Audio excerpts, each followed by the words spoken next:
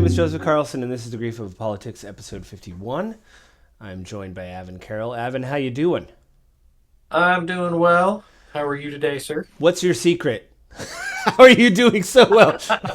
How are you doing it? Uh, I am not in control, Mm, so I can't take credit for anything that's going well, and I can't take responsibility for anything that's going poorly. Globally, as we're about to talk about yeah, things in my own life, I have to take responsibility for those things, and I yeah, can't take credit for what little I do yeah. have going It, well. yeah, it is strange. I mean, there's these moments of like, um, I don't know, rest or like humor, and then if you ever read the news, we talked about it a little bit offline, but my wife is getting news alerts now, and it's freaking her out. Which before she would never care. She would never care, but now she's starting to care. So it's a little, you know, it's different. It's a lot. It's way different out in these streets, as the kids say. So What kids? yeah, the fellow kids. This episode, I think we were just because listen. Everybody seems, if you're listening to the news, right, left, or center, it's all talking about Doge and the craziness that's happening. And Avin and I kind of wanted to talk about the things on the edges that we've maybe heard mentioned in passing, but we both think are important. So this episode, we've done a little bit of a potpourri of the articles that we think, things we think people should be paying attention to. So things that are Mhm. kind of like off to the side. Because again, some of these things that I mentioned have only been mentioned off to the sides. We'll talk about some of the big things. I just was listening to that green card holder that got um, from Colombia. Mahmoud Khalil? Yeah, who got. Khalil? They released a video. His wife was recording the agents taking him, and I just saw Oh, it. I saw that video. It's she's 8 months pregnant and crying, and the officers were plainclothed. She was on the phone with the lawyer because they had a feeling they were coming or something, and mm. she said, "What's your name?" They wouldn't answer her. They took her husband, her fiance, to an unmarked car, and then just said, "We're taking him to the 26th Federal Building." And she said, "What department what agency is taking him?" And they wouldn't answer her, and they drove away. So Oh, that's wow. that's very chilling, and she's crying the whole time because she's, the one she loves is being black bagged basically in a unmarked car. So Isn't there? I mean, obviously not, because his attorneys would have already brought this forward. But like, I always thought that there was a responsibility to identify yourself yeah, uh, well, the lawyer asked, and before. the lawyer asked. She said, "You have to give us your name," and she said, and then she said, "My lawyer wants to talk to somebody," and they walked away. So that's good. And apparently they flew him to Louisiana because he was in New Jersey or New York, and the judge said, "Why did he go to Louisiana? Like you could have just taken him to the holding center if it was an immigration issue in New Jersey." And apparently the officers said, "Oh, there was a bed bug issue in New Jersey, so we just took him to Louisiana." And it's like, what? Convenient. Let him go home then. Yeah. Yeah, yeah. The I listen to the Bulwark a lot. They were making a joke. They're like, "He's not a flight risk. He wants to stay. Just let him stay at home until you process everything. He wants to stay in the country. Just let him be at home with his pregnant fiance or whatever. Like, he's not going to go Right. anywhere." No, it's stuff like that. I think that's chilling. And I have a story later, kind of ancillary to that, that Trump is going after law firms that have done Hmm. things against him. Try to prosecute. I don't think it was in the article that I shared, but I know the people, or no, maybe it was the people that Jack Smith worked with. There was a law firm that he worked with, and Trump's going after them, revoking their White House clearance. And then we'll talk. Revoking their security clearance. Period. Right, right. Which um, Whatever security clearance that they have, whatever the reporters have access to, it's all being revoked.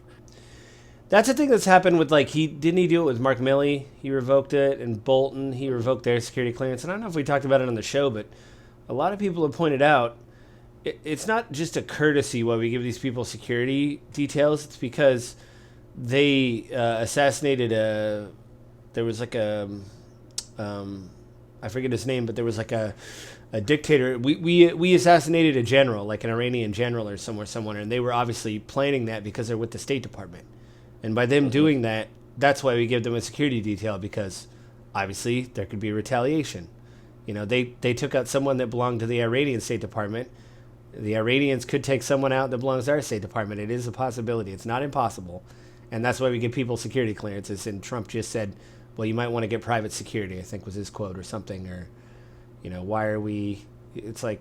I feel like there was something that had happened. I feel like I read something when some security clearances and details were removed, that it was like a tit for tat. Like something like that similar had happened after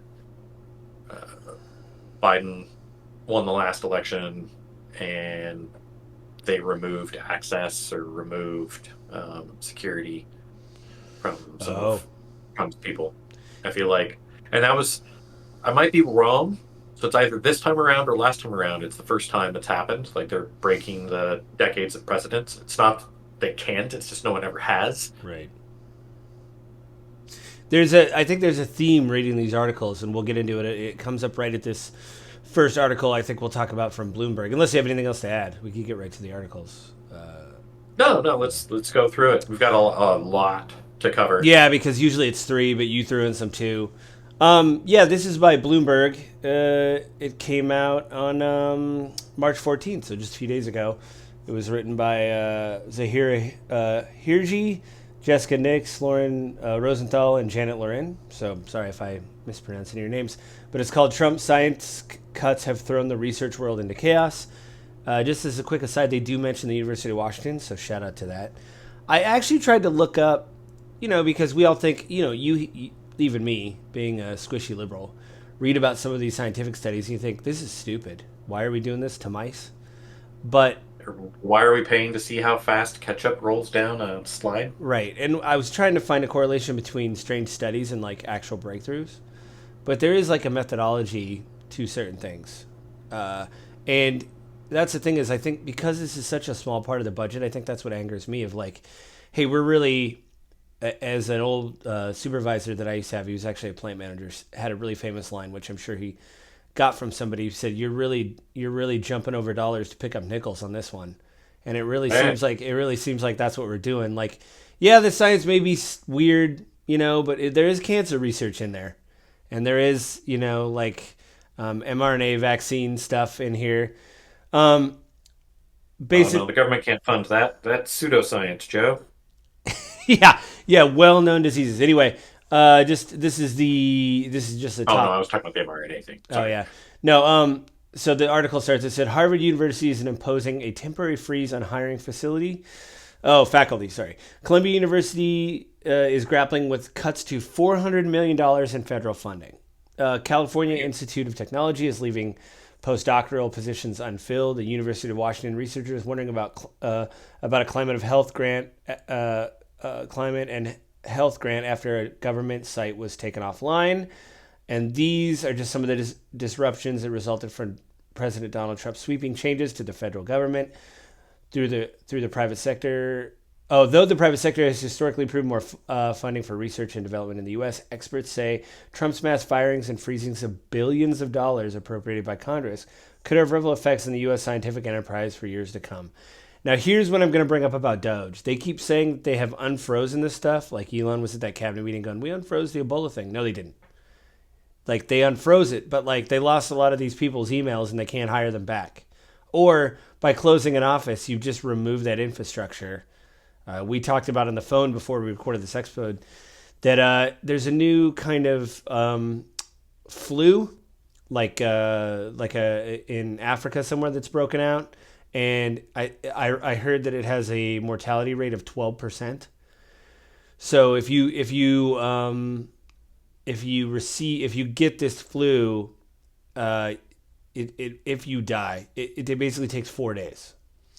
So now we're out of the World Health Organization. We're not really dealing with the CDC anymore. And since we don't have USAID of people abroad that would do this kind of thing, like administer antibiotics and stuff in these remote parts of the world, who are we coordinating this with?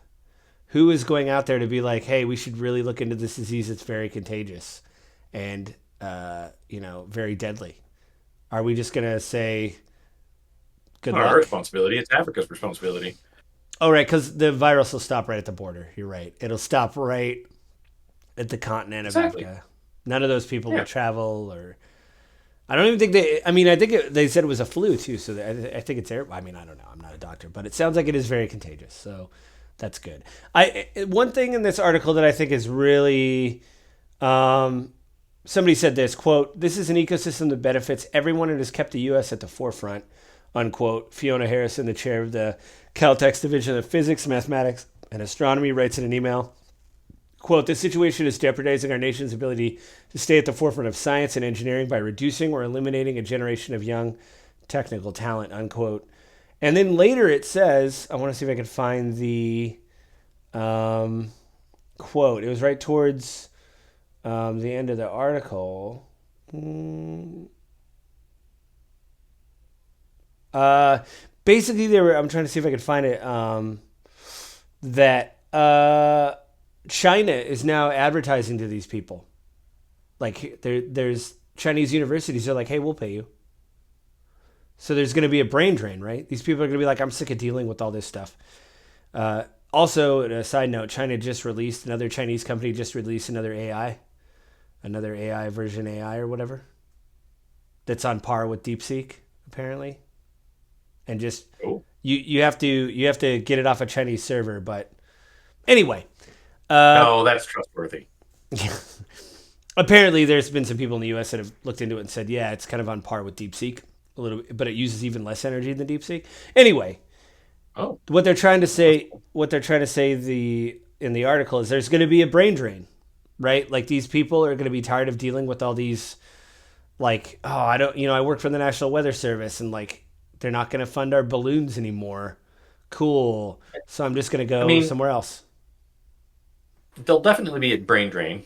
There's a talent loss, right? The supposed idea is like these people will move to private sector, or after cuts are done and efficiency is found, they'll start hiring people back in strategic positions as they need them.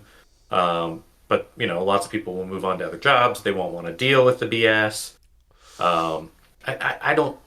I mean, I could see Chinese universities and companies advertising to like bring these people over to China, but I would imagine most American researchers, people that grew up in the United States, aren't going to want to go to China, even if they're like, we'll fund your grants, because the Chinese government owns all of your work. And if you say or do something even slightly against the government, you just sort of disappear. And so Yeah. I could see a lot of Well, more liberal leaning university researchers and students being like, I don't want to go someplace where I can't say what I think. I think what this does is I've heard this over and over again, like a background. Again, this is something we want to talk about. The grief of politics, things that are happening on the edges. I've heard Yeah, yeah. a lot of this stuff, like USAID. When these people pull out, Chinese diplomats will show up and go, "We'll do it. I We'll mean, do it." So what do uh, you, or we'll do what we can. one of the articles I shared, even point blank talks about Chinese diplomats stepping in the world space and saying, "Hey, like we get it. America's not reliable. They're not giving you money anymore. We'll give you money. We'll stand in. We'll be reliable." Yeah. So So, of course, I mean, call it the conspiratorial side of my thinking, but I've for a long time had the feeling that the social media misdirection has largely been Russian and Chinese influence campaigns trying to intentionally divide Americans. I don't think it's accidental, and I think the algorithms in social media make it very easy. And I think the 2016 election, everything we saw after that on research around social media and how the algorithms work showed that it is really easy to manipulate these if you're a well-funded group of people with clear direction you want to go. funny story. So, I don't know if you heard, but there was a woman that worked for Facebook in their like compliance department. mm, She left and wrote like a memoir about her yeah, time there, and yeah, she didn't sign an NDA, but like Facebook is trying to like swash the book basically. And yeah. I heard like I think you showed us something earlier. I heard some excerpts from it, and it sounds terrible. Like they knew. Like they're like, yeah, yeah, of course Russia's paying for these ads. Like, or China's paying for these ads. Like, of course they are. You know. So, like I said, call it the conspiratorial aspect of me. I may be wrong. I may be right. I'll never probably know. I mean, maybe someday we'll know. But When at the end of the day, we're a in the divided America is a weaker America, and a weaker America is one that invites other powers to come in and exert their influence. And of course, we're seeing that. yeah. China is doing their Belt and Road Initiative. They're all out around the world. They're pushing BRICS. Russia's pushing BRICS. Their financial system trying to get off the dollar as the global trade currency and move to. I think they want to use the yuan. Yeah, Uh, my- that's like that's like some sci-fi stuff right there. Of like we're gonna use Russian and Chinese currency anyway. My thing but is, yeah. yeah, it's one way or the other, right? Like if I were the Chinese government right now, of course I'd be trying to exploit this. Yeah. 100% I'd be trying to exploit this. Yeah, It's one of the things that frustrates me most about all of this, and I think I've talked to you about it multiple times before too. Like it's just we're not making America rich again or great again. We're making America weak yeah.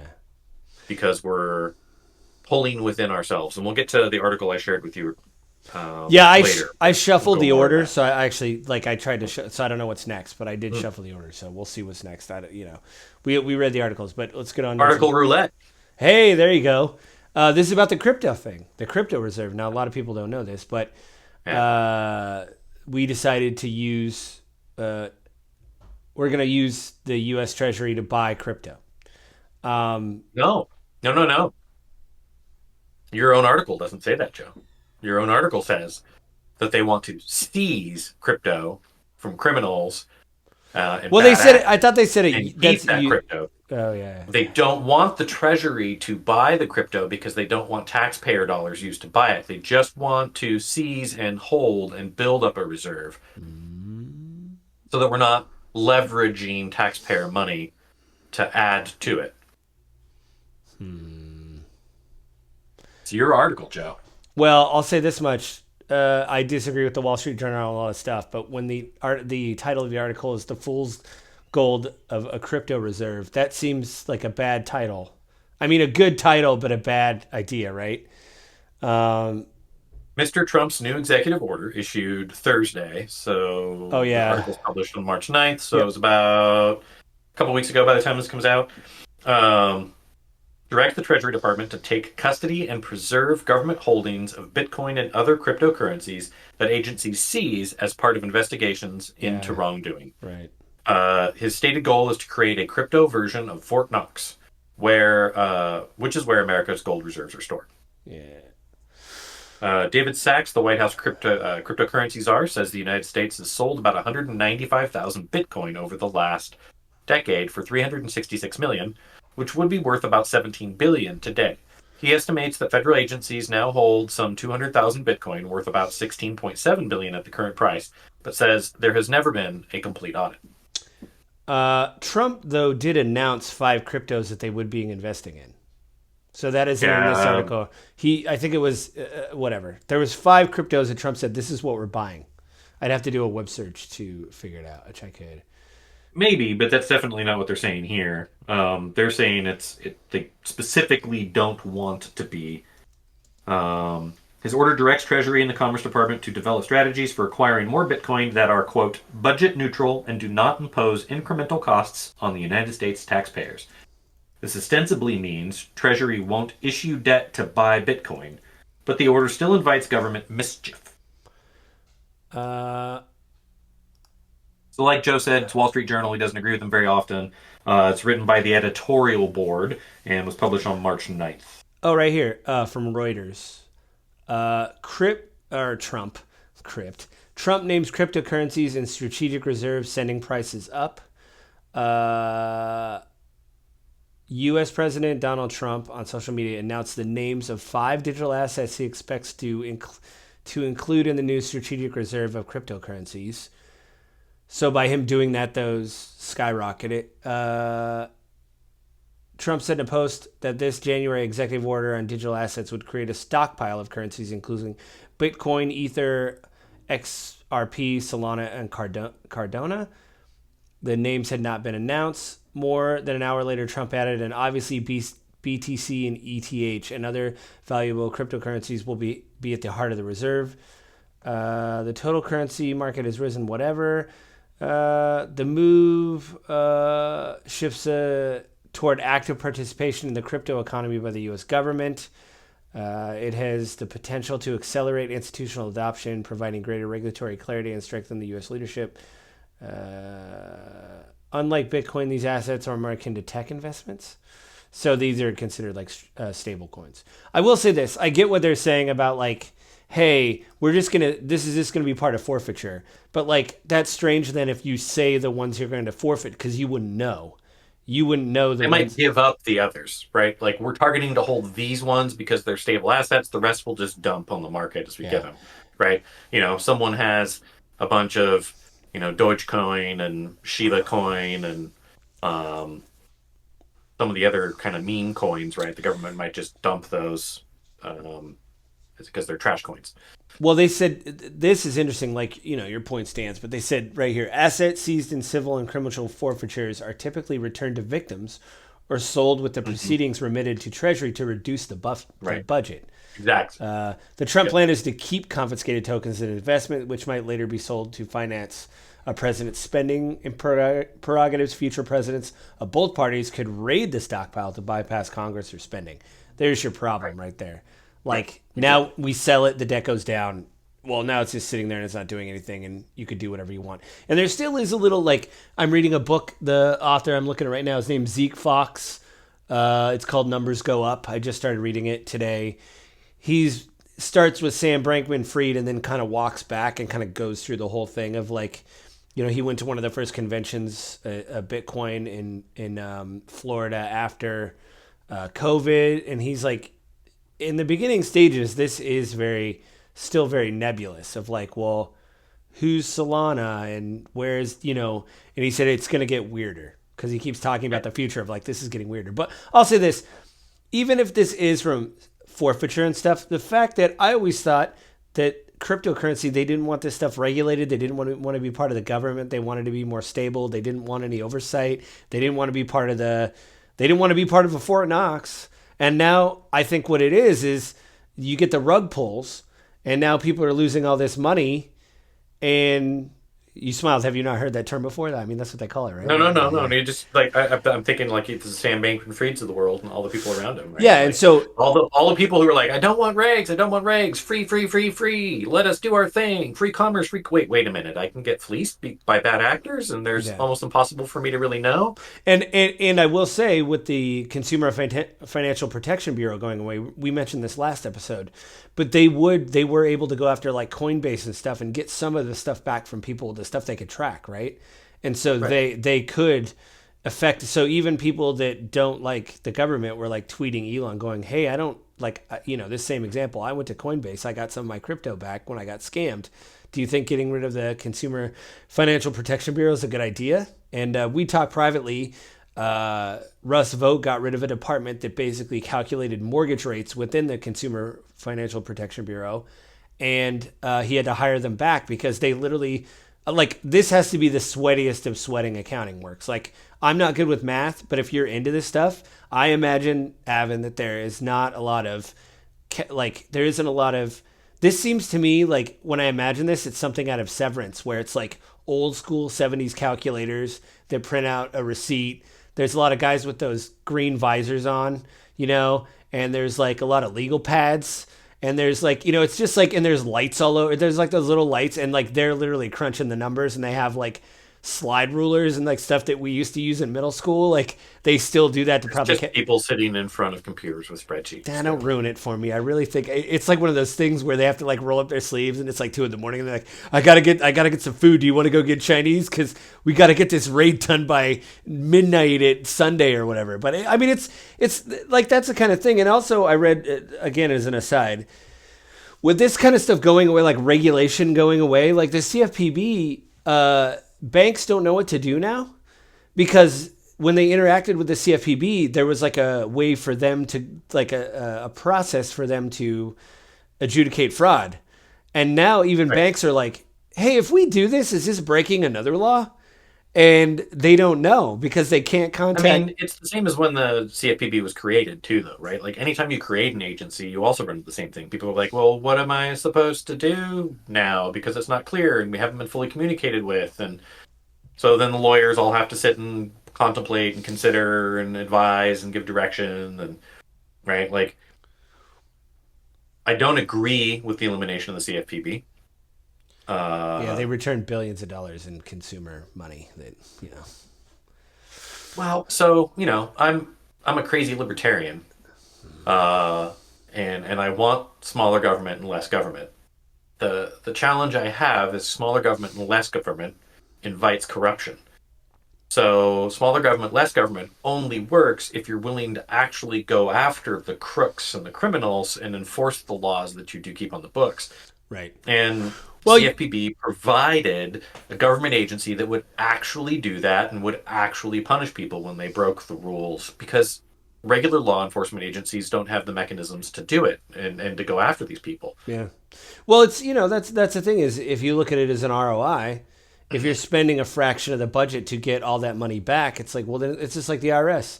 Like I told you. Well, but it doesn't go back to the government, right? The Well, government spends go the money, that money goes back to the victims. yeah, yeah. But still, I mean, if I'm paying my taxes and I know if I get ripped off, if I'm going to get my money back or whatever, it's like, well, I'd rather pay my taxes towards the CFPB than whatever. It's like, People who want CFPB gone are the same people that basically advocate for old school days of buyer beware, right? These things, these agencies, they come to exist because people have been taken advantage of. And the challenge that we have nowadays of the idea of buyer beware is that tens of millions of people can be taken advantage of to the tunes of tens, hundreds of thousands of dollars a piece. And they don't have the means or the possibility of going after these giant corporations that do it. yeah, So it's where do you strike that balance? And unfortunately, I think probably the biggest thing that makes me opposed to just shuttering or eliminating the vast majority of the staff with an agency like CFPB is the person who's doing it has a direct incentive to do it. yeah, yeah. It's And so like the conflict of interest is so flagrant well, that I think we're gonna talk about that in one of the articles that you brought up. It might be the next one actually. Let me see. Let's see here. well, Oh yeah, it is. what's Hey, it was just random. It was honestly like I shuffled these. Trump pauses the Foreign Practices Act. What does it mean for companies?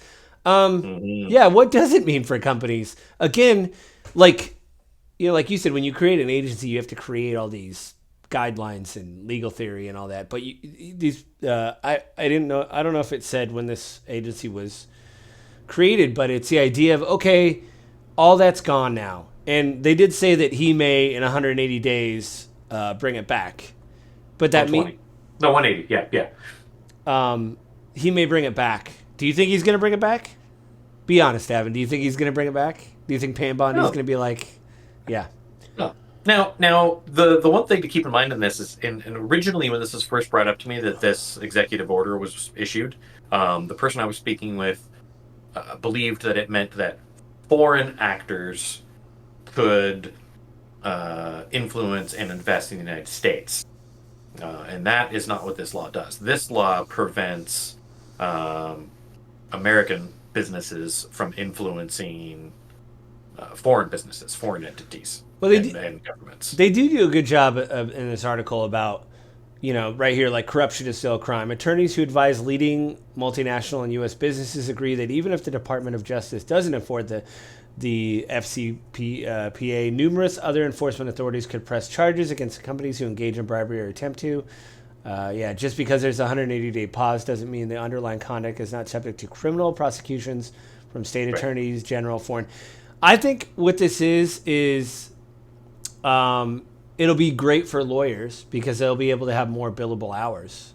Because now, you know what I mean? Like, so instead of them going, okay, we talked to the FCPA, here's the guidelines, whatever, and then this is what we do. We pay the fine or whatever. Now it's going to be like, well, we're gonna have to figure something out. You know what I mean? Like Oh, we're there's this law and there's that law, and yeah, which law takes precedent, and you're gonna have to and get another lawyer yep. that is, that is native to that place, like in the Philippines, because they know Philippine law better than we do. So you need to hire another lawyer to get over here so we can, like, the lawyers are probably going, heck yeah, and those are the ones that are, yeah, those are the ones that are, whatever. Um, let's see. Poppy Alexander partnered with Whistleblower Partners LLP, which is a great name for a who represents whistleblowers reporting corporate FCPA violations. Echoes is thinking bribes are generally illegal everywhere, so it's not in a company's best interest to put themselves in the legal crosshairs of foreign jurisdictions throughout the world. And they said all the laws are pretty much still on the books. I just think this is just really, it's got to be really weird. I wonder how many people are going to resign because when Pam Bondi made this, it's like, hey, we're not pursuing any other legal cases, or you're freezing the cases you're already working on, and people had to be like, really? Like I've been working on this for. This, and I was looking for more of a write up on it, and this, we're looking for kind of fringe things, and I couldn't find a better write up on it. Don't get me wrong, I didn't read like in depth. We had a period of time before we had to share our articles with each other, but um, why? Yeah. Why would you pause this particular act? Why would you look at rescinding this act? Like, it exists for a reason. Again, these laws don't come about unless there is a reason for it. So at some point in time, the United States had enough individuals and businesses that were conducting corrupt practices around the world that we had to pass this law because we looked bad, or what they were doing was not maybe in the best interest of national interests. Right. Maybe the businesses are out there making bribes counter to what the CIA was trying to do at the given point in time. But like why does this rule exist, and why do you want to get rid of it? Because pausing the Foreign Corrupt Practices Act says, I don't want to stop corruption. Yeah, I mean that's the thing too. Like it's one of those things where it's like, wait a minute, why are we? Yeah. Yeah, and it sends a message of like other people going, hey, I mean we got 180 days, let's do whatever, you know. Oh And no, they'll be able to go back. The article also highlights that there's 5 year statute of limitations. So the reality of it is most businesses right now, even ones that are like extra shady and they just they'll do anything to make a buck. Even their attorneys are like, let's wait and see what actually happens. yeah, what I mean, I'm like you. I think in 180 days we're never going to hear about this again. We're never going to hear about that it's been reinstated. There's not going to be a press release. It's gone. It's gone. So all those attorneys that got hired earlier were like, okay, let's find a way to make this legal. Like what we just did. I mean, Trump got money from some Bitcoin people, like they donated to a super PAC. So then the strategic big thing went through. It was reported that after Trump bought a Tesla, Elon Musk donated to another super PAC for Trump, for like a pro. So it's like, I mean, I know he's an American citizen, but it's like there'd probably be a lawyer with the FCPA going, hey man, like, this, you gotta like put another label under it or something. I don't know. You know what I mean? Like say it's another, I just think it's one of those things where like a lot of people point out on the right and the left of like, it seems like it's just more out in the open now. There's a lot of stuff where it used to be a backdoor handshake and you used to read a press release of like, oh, they got a fine and they settled out of court. Now it's like, I just go and do whatever. Just write the check to Donald J. Trump personally and you're good, cause like there's no FCPA anymore, whatever. So it doesn't The matter. FCPA doesn't stop this, right? It's not our politicians being bribed. It's us bribing foreign political figures and regulatory agencies and stuff. So originally it was presented as this was going to make it so foreign entities could have a bigger influence on the United States. Well, I mean, Um, Kash Patel was getting money from Russia and China from like a Chinese fashion thing. You didn't hear about this Shen fashion? oh Like, yeah, he's going to make a bunch of money out of Sheen somehow. yeah. So it's like, Yeah, it was foreign countries donating to him. Whatever. It's so he whatever. I'm just saying it just seems like it's a lot more out in the open. It's innocent Joe. He's just making business. It's just a business deal. Quit making such a big deal about I it. know. By the way, for those of you that aren't reading through the subtext, I'm being facetious. You're like I'm not if any catch Patel. This is sarcasm, right? Yeah. Like people running the FBI shouldn't be making business deals with foreign businesses The and they should be focused on their actual jobs, not worried about raking in hundreds of thousands, millions of dollars in business partnerships. yeah. Speaking Like, speaking of that, the assistant director of the FBI, Dan Bongino, he had to not start his job because he had to do an ad read. He had to finish his ad sponsorships for deep state stuff. Which how ironic! It's like you are the deep state. You literally are the deep state now, or you're gonna be when you're done reading your ads and you get in a suit and retire and you report to the FBI building. You're the deep state. Welcome to the deep state. I don't know what the next one is. Let's see. article roulette. What do we got? What do we got? Oh, this is the fight with the law firms. I think for me, Oh, this is more of the chilling thing. The absolute like what if you do like because here's the deal, like there's a court of law, there is a jury, there is selection, there is discovery. It's in all these court cases as they mentioned, Trump had lawyers there defending him, good or bad. They were there. They mounted a defense. Was it effective? I don't know. Probably not. Some of them they Apparently, did. it was. He got convicted in some stuff, but nothing big enough to keep him from running for office. Yeah. There's like I don't know if you saw Bill Maher. He has that real time with Bill Maher, and they have like their overtime segment, which is like the last 10 minutes of the show, and they have their guests on there, just kind of he'll throw a question out to everybody, and they had kind of a MAGA Satya Ungar. She's like a MAGA personality, and she said, how was it that when Trump got into office, all the court cases just went away? And there was a reporter sitting next to her named Sam Stein, and he said, "Well, it's because when you're president, you can't be prosecuted for things." She goes, "Well, that can't be it." And he goes, "Yes, that's what That's that means. exactly it. That's exactly what Yeah. happens. You become Yeah. president." She's like, "They couldn't find anything. They went away," and it was like, man, I don't know about Of what. course, it went away. They made it go away. Yeah, or they just You've dropped the never seen cases. any like all that evidence that we weren't able to see, all the stuff that was redacted and wasn't able to be released. Yeah, that's all gone. Yeah, it's So just reading from this article from the Wall Street Journal, Paul Weiss is the third major law firm to face censure, so the third, by the Trump administration in recent weeks. The 1,200 lawyer law firm, which regularly advises on some of the biggest deals on Wall Street, man, they're like, God, we had all these crypto cases and whatever, and they're gone now. The most high-profile target yet. It played a prominent role in challenging Trump's policies during his first administration, but it stayed out of the fray this time. Maybe they thought they flew too close to the sun. They're like, we got a couple good ones in there. We didn't win, but they had to pay some fines.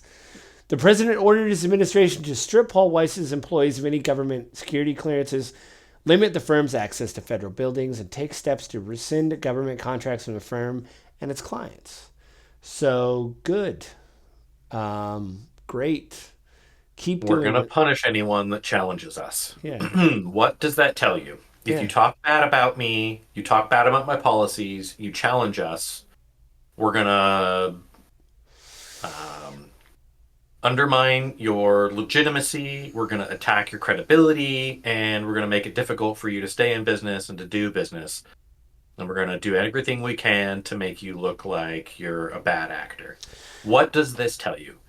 Yeah. Every single person who talks bad about and goes after the Trump administration is attacked. Yeah. They And went in this case, the government has an actual way of taking money out of their pockets. Yeah, and one of the firms that got censored was the firm that worked with Jack Smith on the documents case. They didn't say about Yeah. it. Maybe they did say in the article. Well, Joe's looking just to highlight this is a Wall Street Journal article. Oh, It was yeah. published March 15th, written by Aaron Mulvaney. Oh, right here it says All right. the executive order cited Paul Weiss's pro bono work on the lawsuit brought by the D.C. Attorney General's office against individuals who stormed the U.S. Capitol. So not only are they letting the Capitol people out of jail, which, by the way, just as a side note, I think 3 of the people that were released with a pardon have actually been killed. I want to say it's at least 2. I think it's a third one. You didn't hear about this? No. One of them had a standoff with police at a traffic stop, and it turned violent. Oh, I did see that. Yeah, And then yeah. there was another guy who, I hate to say it, but it did have something to do with kids. Like there was something. But I want to say, I know it's 2 for sure. I think it's 3 people have been killed by police. So these are the type of people that are being, um, That traffic stop one. I feel like I watched the video, and there was a lot of questions about that one. oh, well, I'm just saying, like, also, again, I watch the Bulwark a lot. 2 of the people at the Bulwark went to like something called Principle First. It was like a convention, and they were just talking political stuff, and they put their stuff online, and they had different speakers, and they were talking about, what do we do with Trump and normal convention stuff, right? Yeah. There was the Proud Boys showed up, Oh. but before they showed up, 2 of the officers that were trampled, still alive but trampled on the day and assaulted by the January 6th protesters, the rioters, they spoke out and they played their speeches. They recorded them and played them, and they were very moving. They said, "I'm not scared of these people." Then they left, and the Proud Boys showed up. Tario showed up with his people, and someone on the board commented, like, he is kind of short. But anyway, and then a day later, after all this happened, a day later there was a bomb threat, and they had to evacuate the building. And then everybody stood outside, and then everybody went back inside. And I saw an extended interview with one of the officers that was assaulted, and he said, "I'm not scared of Tario. He could do whatever." But the guy did bring up the fact that these people are now going after his family. His mother had death threats. His family had death threats. She said, "My mom was like raking leaves in the front lawn, and people drive by and yell stuff at her, die, stuff like that." So he said these people aren't American. These people don't believe in freedom of speech or what, like they don't believe in like They don't whatever. believe in our values. They believe in power. Yeah, so he's like, screw these people. So yeah, those are the type of people we're gonna go after the lawyers. We're gonna let those people go. We're gonna let these criminals go that have criminal records. We're gonna go after these attorneys that, it's like it's all this chilling effect. And I think that'll lead to the last article, which is the one that you just shared a little bit ago from the Wall Street Journal, talking about, this is actually a great picture. If you guys are listening to audio version, go to the Wall Street Journal and type in "Trump is overturning the world order that built America." I don't know who did the art. I don't think it says who did the art, but this is a great painting. It's a roller coaster. I got it. I got it up. I got it up on the screen. I'm doing OBS. I got it up on the OBS. Screen. Okay. You've got it up there. But it's beautiful. You do this, it's great. It's Trump on a roller coaster going down with an American flag in the front. Putin's next to him with his arm around him. Love that. On the shoulder. Yep. Xi Jinping's behind him. Zelensky looks very scared. And there's 2 people I don't know who they are behind him. I don't know if those his cabinet members or I think Macron, and then I don't know who the guy on the right is. Anyway. Starmer. Oh yeah, the new. Okay, Starmer. I've only seen Starmer like a handful of times because he's the new prime minister, so I haven't familiarized myself with Starmer yet. But yeah, this is the new world order. I mean, do you want? This is an essay from the Wall Street Journal. It's written by Laura Salafia, I guess. Sorry, Laura. What? Sorry. That is not what it says here. Maybe that's the art. It says by Yaroslav Tarfimov. Sorry, but I think maybe Yaroslav Trofimov. Yeah. Trofimov. Laura I'm butchering that. Laura may have done the art. I don't know. It didn't say art by Laura, whatever, but there's another name here, Laura Salafia. Anyway, yeah, I mean, this is really talks about kind of what we talked about. I guess this is a good article to end up on, the idea that since we are now, I did find this interesting, this one paragraph that says, they're talking about NATO, to fashion the system out of the chaos and rubble of the World War, wrote Dean Ackerson, a key advisor to Roosevelt and Truman throughout this period, required America to, quote, make an imaginative effort, unique in history and even greater than that made in the preceding period of fighting, unquote. Ackerson, who first entered politics in 1930 to combat America First isolationists, called his memoir Present at the Creation, which I might want to read that. It sounds really interesting. The idea that both of these legacies are being undone by stunning speed by President Trump. His second administration has targeted Americans' closest allies with punitive tariff, has ordered an abrupt stop to military assistance in Ukraine, has frozen foreign aid, and is raising the prospect of geopolitical realignment toward authoritarian Russia, which I think is all true. Sounds pretty true from the news I've seen. I never asked you. What did you? I mean, maybe did I privately. What did you think about the whole Zelensky thing? Did you see any of that? You know, when Zelensky was in the Oval Office and Um, what did I think about it? You know,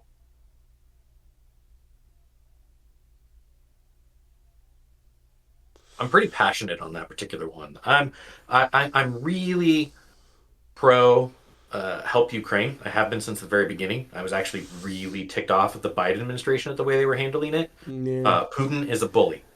Putin is outright a bully. He is not a good person in any way, shape, or form, and has never been. He is not our friend. He is not the world's friend. His presence is destabilizing globally. Um, the fact that we held back our aid and support to Ukraine, I think, has cost hundreds of thousands of lives on the Russian side and the Ukrainian side. If we had opened the gates and said, come take whatever you want, or we'll send you whatever you want and whatever you need right now. Which is kind of what it sounds like Um, Trump's doing anyway with Russia. I at the think. very beginning, if we had done that for Ukraine, they'd be in a very different place. But we were terrified. Oh man, Russia's got nukes. Oh, they may use nukes. Putin's not going to use nukes. No, he wants Using the nukes, land. He wants all that right? territory. He's not going He to nuke wants it. the land, he wants the resources, and he knows the guy is brilliant manipulator. He knows that if he uses his one trump card, the whole world, except for probably North Korea, will turn against him. China's not going to take that. China can't allow someone to be out using nukes. It's not in their best interest. India would stop buying his oil. China would stop buying his oil. Basically, everyone would be anti-Russia at that point in time. And then we'd have legit World War III, and Lord knows where it would go. But Putin can't do that. He knows he can't. So the fact that we held back as long as we did and we cowered, um, it's unfortunate. It really is. With that said, this particular situation with Zelensky in the Oval Office, right? Like we've got a little bit more information since that happened, as things have, uh, you know, um, Trump pulled aid, He paused also, intelligence yeah, sharing. like to me, Um, that's the biggest middle finger is the intelligence sharing. right, which directly cost lives. It nearly cost American lives because, like, immediately after that happened, did a missile attack that hit a hotel in Ukraine, and Americans were staying in there, aid workers. Mm-hmm. Um, it killed a couple of civilians in that context. The pause in intelligence is largely being credited for the Russian offensive success in Kursk. Oh Um, yeah, Recent success in Kursk. Um, the the events in the Oval Office, in my opinion, are shameful in American history. And I've talked to one friend of mine who was like, "Yeah, but you should be wearing a suit in the Oval Office, and you should be respectful."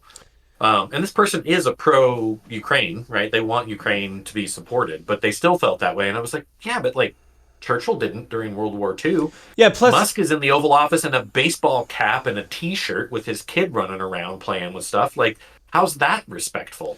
well, I think Zelensky even made a statement that he said, "Until this is over with, I'm gonna wear fatigues because we're at war." Correct. Although I did see something somewhere that said he's wearing suits in other places or events. I haven't Well, he seen did. any of that. I think he did earlier in the conflict, but there was a certain cutoff point where he's like, "Hey, what I saw clips from him wearing suits, but it was earlier in the conflict, and then like mid conflict, he said, "I'm done. We're at war. I'm basically an emissary for Ukraine. Like we're at war. Right, I right. want people to know that." Also, I just wanted to read this because I found this. This is from Forbes. It came out after the meeting with Zelensky and Trump on the 2nd of March is when this write-up was. The Kremlin's top spokesman hailed the Trump administration's foreign policy as being, quote, aligned with Russia in comments that aired Saturday on President Donald Trump's class with you. Right here, it says the Trump administration, I want to get the full quote. The Trump administration, quote, is rapidly changing all foreign policy configurations, which, quote, largely aligns with our vision, Kremlin spokesman Dmitry Peskov told Russian state media in comments that aired Sunday, as translated by Agence France. Yeah. Basically, everything Trump has done, and like the Russians are literally probably high fiving in their offices right now. Like, hey, cool. Thanks for that. So, somewhere in this article, too, it highlights a former Polish politician who, uh, Lech Walesa, I'm going to butcher that, former Polish president, Nobel Peace Prize winner, Lech Walesa, again, Walesa, I'm butchering that, the founder of the Solidarity movement that challenged communist control in Poland in 1980, put Trump and Vice President J.D. Vance in a very different category. The scene of Zelensky's humiliation in the Oval Office reminded him of, quote, of interrogations at the hand of the secret security service in the courtrooms of communist tribunals. Walesa wrote in a letter signed by 39 fellow former dissidents, adding that communist judges and prosecutors at the time also used to tell us that they hold all the cards while we have none. In that particular case, that statement, right, like, that one bothered me. Like, we have all the cards, we have all the cards. I'm like, are you kidding me? Oh, Trump. Like, Trump said that. Yeah, he said it. Trump saying that, like, Ukraine has held off an army like multiple times larger than they are, um, by being scrappy, right? Like, we've helped them. Don't get me wrong; they wouldn't have been able to have done it without. And Trump pointed out, right? Like, I gave you javelins. Javelins changed the war for you. 100% did in the very beginning. Mhm. But it was the daring maneuver of a Ukrainian general You, blowing up a dam you, that actually stopped it. well, you know what else has been crazy is like I saw another footage this morning of like what drones are doing over there, how it's like rewriting the war. And Yeah. the most cyberpunk thing I've ever seen in my life was they had a picture of a Ukrainian drone operator, and it looked like something out of cyberpunk. You're like, holy crap! And Goggles yeah, on. and he had a flak jacket that was painted, and he had Yeah. goggles on, and I was like, my god, like. But they were saying it's really screwing now. It's screwing up the roads because they'll just wait till a Russian truck goes in a road and they'll just hit the truck, and then it just blocks the road. So then it showed a Russian like with dash cam trying to weave through these dead trucks that had been hit by drones, and it's like, holy crap, dude! It like Well, and like taking that as an aside to another level, right? Like the scrappiness and the ingenuity, right? Ukrainian intelligence services basically did the same thing that Mossad did, and they intercepted uh, the goggles that Russian drone pilots were using and put explosives in them, and then blew up the goggles while the Russian pilots were flying, well, uh, did you hear that? killing and maiming. Did you hear that JD Vance's cousin is an American citizen, and he went over to Ukraine and served over there on the front lines, and then basically blasted JD Vance because he's like, he never reached out to me. Like he saw the Zelensky thing and was like, I'm so sickened. He could have called and been like, what's really going on? Right. But he said those are all Russian talking points basically that he's using in his So, dress in down. hindsight, though, right, like, or in future sight from all of this happening, as that happened, right, like, it did get Zelensky to come to the talking or come to the negotiating table. It did get the Ukrainian delegation to Jeddah to have these negotiations, to negotiate with the United States on a proposed ceasefire. And as expected, Russia has now been like, no, no, that's not good enough. We're not going to do that. And they made a lot of excuses, but again, it just proves like, no, you're not doing this in good faith. Like, you have no interest in stopping. Yeah, And one of their talking points in their rejection was, oh, well, we're gaining ground on the battlefront now, so it's not in our best interest to have a ceasefire. yeah. I mean, Zelensky said that when before Trump yelled at him, he said, Putin, we've signed these deals 20 times or whatever, and every time he's not like you can't trust him. So like, yeah, He never honors it. I'll sit down at the table with you and sign So whatever. let's Yeah. Let's see now, right? At this point, we can come back and revisit. Like, is that actually going to change anything in our policy towards Right. Russia? Yeah. I don't think it will, but I hope it does. Hopefully, it does. Hopefully, we open the floodgates of aid and we start giving Ukraine everything that they want, and letting them do what they need to do to defend their country, because it is in our best interest. So the whole point of this article, what it's saying is we're pulling back from global influence. Post World War II, the United States, um, not out of the goodness and kindness of its own heart, but for its own best interest, became sort of the global arbiter of stability, right? Like our Navy protected the seas, protected from rogue nations, doing like small rogue nations, destabilizing trade, destabilizing economies. And through that, we all got rich. So all of this talk of like, oh, we're being taken advantage of, no. Like that money we spent paid off in dividends. It was an investment, right? The stability we created, that trade we created, made him obscenely wealthy, the people around him obscenely wealthy. Yeah. Like isolationism only makes you more poor. Yeah. Yeah, So it's one of by those this things. dissolving, it's only going to hurt America, right? And the burned relationships that we do, all of the allies that we're burning in this process, like we're not going to do better. People aren't going to buy our stuff. They're going to be upset with us. No, And the they're countries that can afford to buy our stuff don't really have a lot of money. there's already photos of like Canada like taking out all of our like whiskey and like buy Canada whiskey and like buy Canada beer and like don't. And they've interviewed people on the street of like, what are you doing? They're like, I'm just trying to buy local, like that's all I'm doing. I'm just buying. Tariffs. Okay, well, we'll make all this money on tariffs and all this stuff. We're going to make money on tariffs. And I'm like, well, yeah, but those foreign countries can trade amongst themselves, and maybe they won't get the American thing that they used to get, but we pissed them off. Yeah, and like I have watched some right wing commentary on this, trying to justify tariffs, and everything I hear in the conversation is like, well, Trump is doing this and Trump is doing that, and this is why, and it's like, hey guys, you understand he's talking to another country with another president and another set of national interests. Like you can't just close the door to these countries and go, and they'll never like, and nobody's talking to me. It's like, no, they're gonna put up tariffs. They're gonna like trade. Yeah. Like, yeah, eventually maybe we bring manufacturing back into the United States, and that's his motivation. The problem is that our manufacturing base, everything is so globalized. Like even the raw materials don't all source in the United States. Yeah, Oh, well, we found this reserve of rare earth minerals in the U.S. Yeah, we did. But what about everything else? Well, not only that, but like when Trump was, talking about the tariffs and he was talking about Canada, he's like, we don't need their lumber. It's like, yeah, we do. That's why we import it. We don't import it out of the kindness of our hearts. Right. Like we import Canadian lumber isn't any cheaper than American lumber, right? Like you got to get it across the borders and do stuff. I think the thing that pisses me off more than anything about the trade war and the tariffs and like all of this just tearing down of everything we've built up that again has made us very wealthy as a nation, not as individuals, as a nation, is like Trump negotiated the current trade deal between the United States, in his first Mexico, and Canada when he was president the first time. And he talked about how great it was and how it was so much more fair. And then this time around, like legitimately talking about that own bill, said, who would have signed this? What idiot signed this? Yeah. It was his trade deal. Yeah, like, why are you tearing down the thing that you built? And it was really great at the time. You said it was great. You said it was great.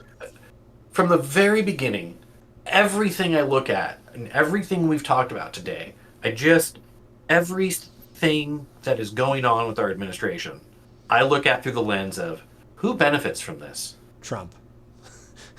Or his friends. Yeah, his family. I mean, his son, when the market was going to go down with those tariffs, he said, buy the dip. I think it was Eric Trump said, buy the dip. And then Trump announced the tariffs. And then my favorite thing is, I'll see if I can find the clip and send it to you, is when he announced that initial round of tariffs, Fox News had him on, and they had the stock ticker next to him, and it was just red the whole time going down. And you're like, is someone be like, I wish somebody would have just come into the room while he's making the answer and go, like whisper in his ear, and then he just, I gotta go, and like leaves and like just let the stock, it's like, Don't you know what's going on? You and I talked about, or maybe it's someone else I talked to. I feel like you and I had talked about too. Someone being asked about shorting the market, knowing Yeah. that these were coming. Well, they up, got blown right? out Like, because it kept happening. So they would short it for a day, is what I heard, and got blown out. like if I told one of my other friends that like I'm watching this tariff announcement, tariff announcement, tariff back off as stock manipulation. Yeah. Like there's literally nothing in the law that stops the president, well maybe the president, but definitely not the Senate or the Congress from insider trading. They're 100% allowed to do it. So if you know, There. hey, tomorrow Trump is going to announce all these tariffs, like, oh, I'm going to go short all these stocks. Well, I heard what happened was when they did that, because it kept going down, they would like try to short it for a day, but then it would crap out the next day and they got wiped out. Anyway, I've heard some fringe theories that that's the point, is because he has no control over the Federal Reserve. Like there's some fringe theories because Jerome, I love Jerome Powell, by the way, because they were asking him, like, what about the president doing this? He goes, he doesn't have the authority. And they're like, do you want to elaborate on that? And he said, no. He just like, I don't want to, I'm not, I mean, literally, there's audio of him saying does not have the authority. Next question. You know, like he doesn't have the authority to do that. So there's this thing of like, he's tanking the markets to make Jerome Powell go, all right, we got to lower interest rates. We don't want there to be a recession. So I'll have to bring down interest rates or whatever. So you can start borrowing cheap money again or what, you know, whatever. Like, but I don't see that as a viable thing because I kind of heard on background, there's a good reporter, Jeff Stein.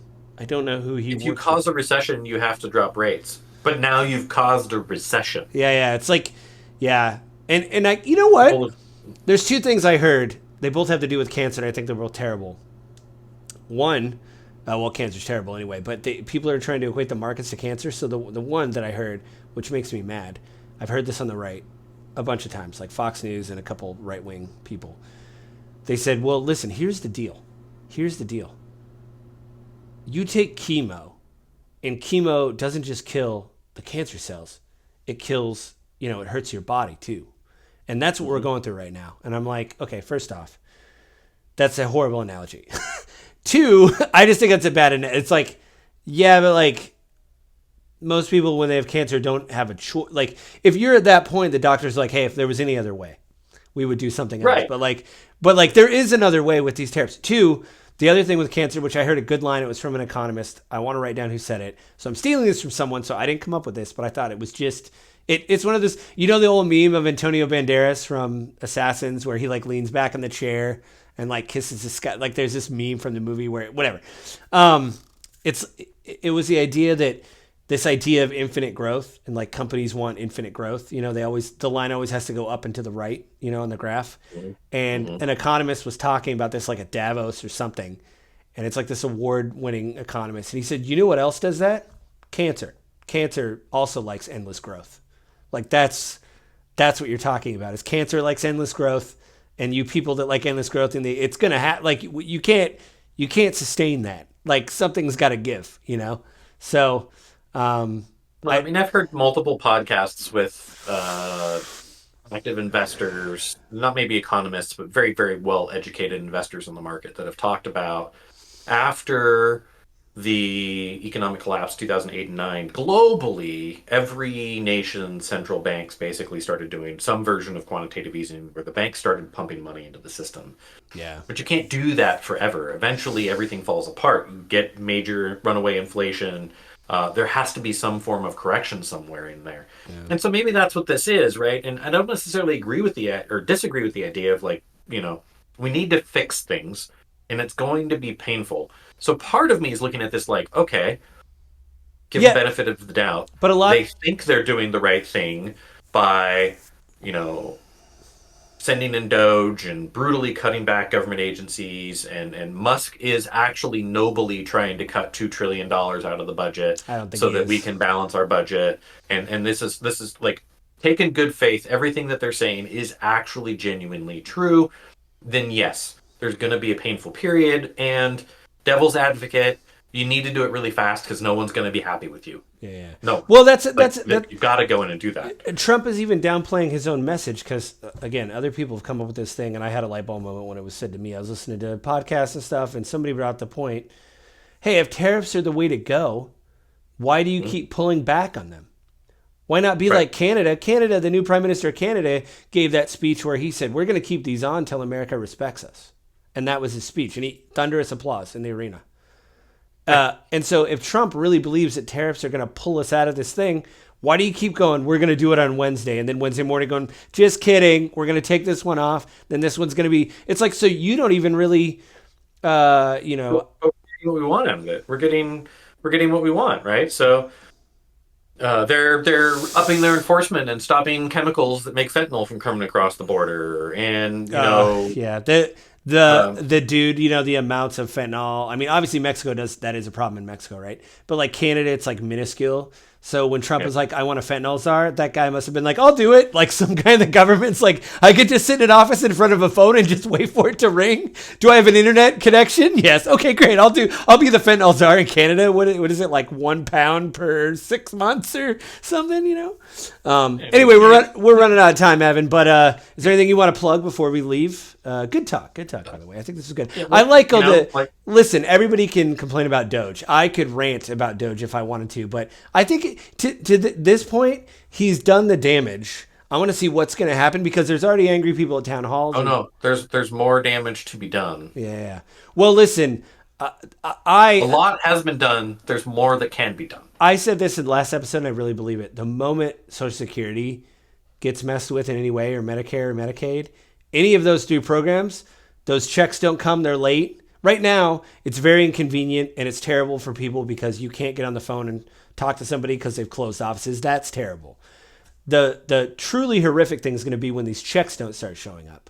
Then, if you think people are angry at town halls now, there's going to be lines of people. Like, you're not going to be able to go to your house. Like, that's already happening. It's going to get worse. Like, the moment you mess... Those people showing up at those town halls are Democratic plants. Democrat operatives. These aren't the Republicans. The Republicans are happy about it. Hey, Avin, can you shuffle your notes? I think you have Mike Johnson's notes in front of you right now that you just shuffle. Right. That's what it was. Yeah. Dude, when he flat face on Fox News said that, I was like, is that what we're going with? Okay. That's I tell you the same thing. If I had the opportunity to be on that panel when he was talking or sitting in that interview, I'd be like, Mike, I'm glad you think that. Do you believe it well enough that it's going to save your job? Because the Democrats felt that way about the Tea Party, Kamala winning the election. Yeah, and the Tea Party, thought they were cruising, right. And then they got steamrolled. Right. Yeah. So just ignore your constituents to your own detriment. Yeah, go ahead. Yeah. We'll see. Right? You're worried and scared that Trump will primary you. Wait until your actual constituents do it. Yeah. Hey man. Hey Mike. I played roulette. You know how many times I'd hit 00? Once. I've played roulette for years. So go ahead. If you think your luck's that good, go for it, man.